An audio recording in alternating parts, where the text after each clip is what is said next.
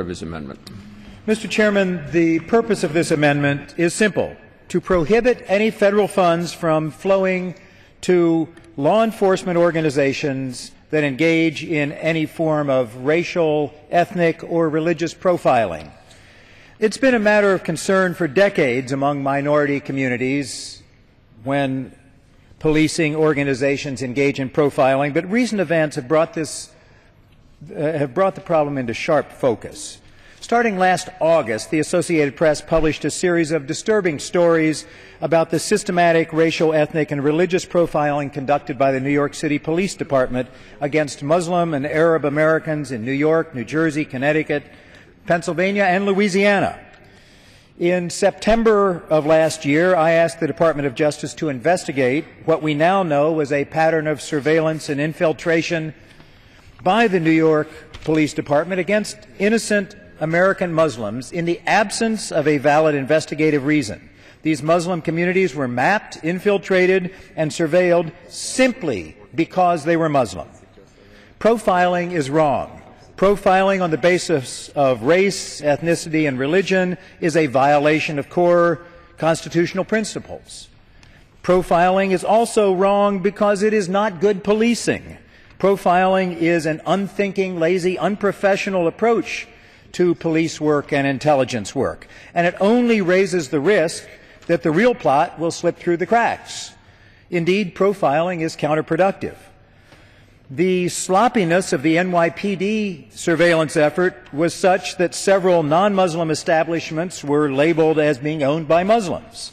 And contrary to the blanket assertions by some that the tactics have kept New York City safe, the NYPD failed to uncover two actual plots against New York City, those perpetrated by Faisal Shahad and Najibul Azazi. In Shahad's case, the FBI was surveilling both the mosque he attended and the Muslim Student Association of his accomplice. In Zazi's case, the NYPD actually took actions that let Zazi be tipped off about the FBI's investigation. The NYPD's surreptitious, uncoordinated, and unprofessional approach to counterterrorism prevention within the American Muslim community shows that they have learned nothing from the lessons elucidated from the 9/11 Commission's report. Now, let me be clear. This amendment is not aimed solely at one particular law enforcement organization. Over the decades, law enforcement agencies across the country have profiled against African Americans, Hispanics, and other minorities. Indeed, the Department of Justice has specific guidance prohibiting this practice because it has become widespread, and it has conducted litigation against police departments for using race or ethnicity to target citizens for arrest in California, Pennsylvania, Illinois, and other states. My amendment would ensure that no federal funds are flowing to any law enforcement entity that the Department has identified as engaging in racial, ethnic, and religious profiling. I ask consent to include with my remarks several letters from important organizations that support The gentleman's this request amendment. to be covered in general leave. I thank the Chair. Racial, ethnic, and religious profiling by police is not something taxpayer dollars should be spent for. I urge my colleagues to support this amendment. Gentleman's time has expired. Gentleman from New York. Chairman, move to strike the last word. Gentleman is recognized for 5 minutes. Mr. Chairman, I must say that I strongly oppose this amendment, and I disagree with virtually every word spoken on the floor tonight by the gentleman from New Jersey. Let's understand one thing. The NYPD is the most effective counter-terrorism unit in the country. There are 1,000 police working day in and day out. As a result of that, almost 13 or 14 attempts, terrorist attempts, Islamist terrorist attempts to attack New York have been stopped. Now, let's get something straight. The President's Homeland Security Advisor, John Brennan, recently visited with the NYPD.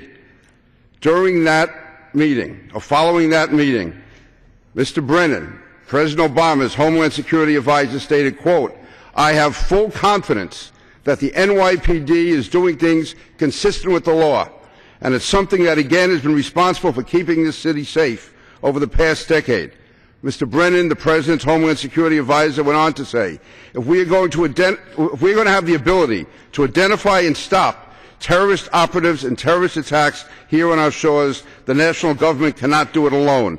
The NYPD is a model of how a community can come together. He closed by saying to the NYPD, you have had a very difficult job. I think you have done it very well. The success is in the record in terms of keeping this city safe. In addition to that, FBI Director Mueller has stood by the NYPD, said that they are in full compliance with the law. CIA Director Petraeus, there's an IG inspection done that the NYPD's relationship with the CIA was in full compliance with the law. These slanderous attacks by the Associated Press and the New York Times cannot point out one instance of the law being violated or one provision of the Constitution being violated. We should be here tonight giving the NYPD a medal. We sit here 10.5 years after September 11th, and the most effective law enforcement counterterrorism unit in the country is being attacked. We are attempting to cite the Constitution and provisions of law as somehow an attack on the NYPD when no one complies with these more than the NYPD. And again,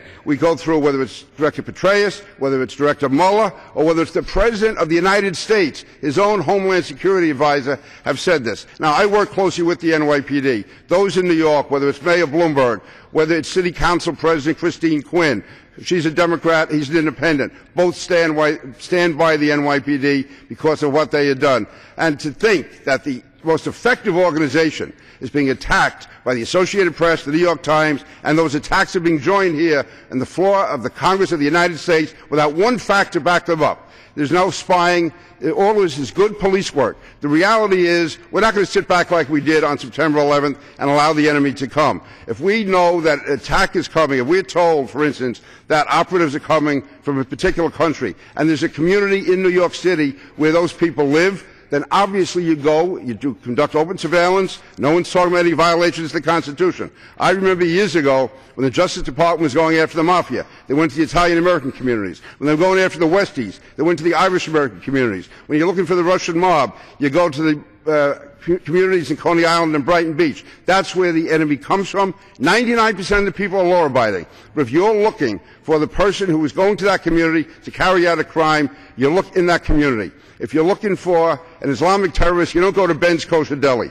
When they were looking for the Italian mob, they didn't go to an Irish bar. They went to the Italian social clubs. This is solid law enforcement. That's not profiling. That's an abuse of the term profiling to even suggest that. So I cannot be more emphatic or stronger in my denunciation of this amendment, calling for its defeat, and urging people to stand by the NYPD, which has kept New York safe for 10.5 years. I went to too many funerals. I attended too many wakes. I lost too many constituents. I'm not going to allow it to happen so long as I'm in this Congress. I oppose this amendment. Gentleman's time has expired. Questions on the amendment offered by the gentleman from New Jersey. As to strike the last word. Gentleman from Pennsylvania is recognized for 5 minutes. This is a well-intentioned issue in the sense that all this amendment says is that none of the funds in this bill should be used to violate the Constitution of the United States, the 5th and the 14th Amendment. So I'm sure there'll be those who want to adhere to it. But this is not the appropriate place to be dealing with this issue. This is an appropriations bill. We've had dozens of riders, one after another, where people are trying to get at other issues. Now, there's no instance, no matter what the purpose under which we should be condemning law enforcement when they are carrying out appropriate responsibilities. And they should be given the benefit of the doubt. In the same instance, we have a responsibility to uphold the Constitution. The Constitution is clear in its delineation that you can't discriminate, and we shouldn't. It's not good law enforcement practices, no matter who you're looking for, to act in ways in which you close your eyes to other possibilities. If you're looking for terrorists, they don't come in any particular subset or group. And I know that wise law enforcement is aware of this, and that they look at across the board at what the vulnerabilities may be. I want to thank the gentleman from New Jersey for his steadfastness in trying to protect against religious bigotry or ethnic discrimination or unintentional stepping across the line, however one might want to look at this. But again, this is a bill in which we're trying to deal with the appropriation of federal dollars for needed law enforcement activity, and I would hope that I'd be glad to yield. This is completely consistent with an appropriations bill for the Department of Justice.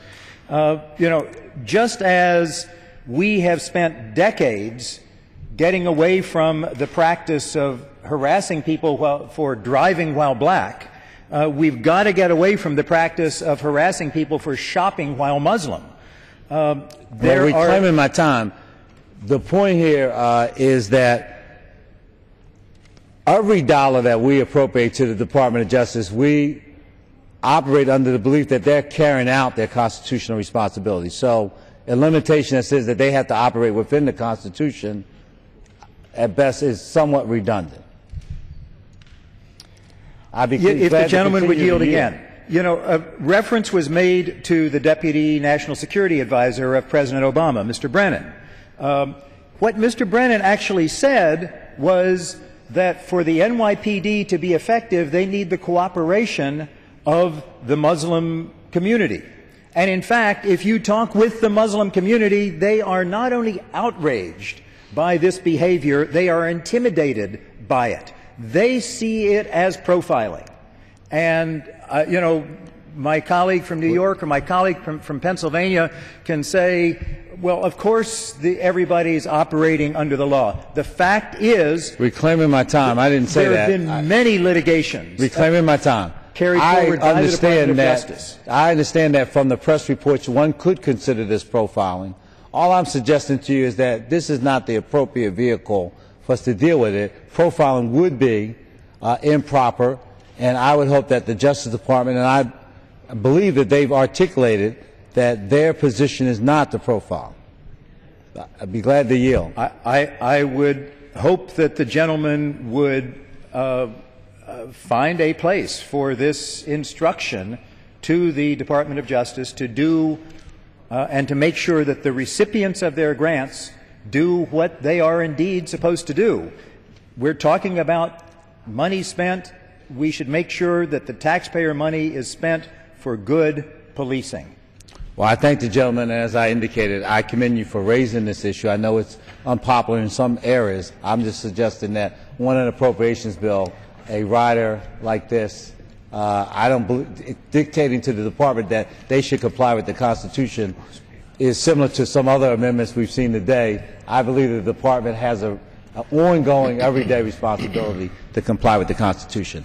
I yield back my time. Gentleman's time has expired. The gentleman from Virginia. Strike the requisite number of words. Gentleman is recognized for 5 minutes. I share the comment that Mr. Fattah made and my friend from New York, Mr. King. At every hearing we have, we raise this issue with Director Mueller. Director Mueller may be the best, not one of the best director that we've ever had at the FBI. And I think Director Mueller has stood with the New York NYPD, had an opportunity to speak and say something negative, did not.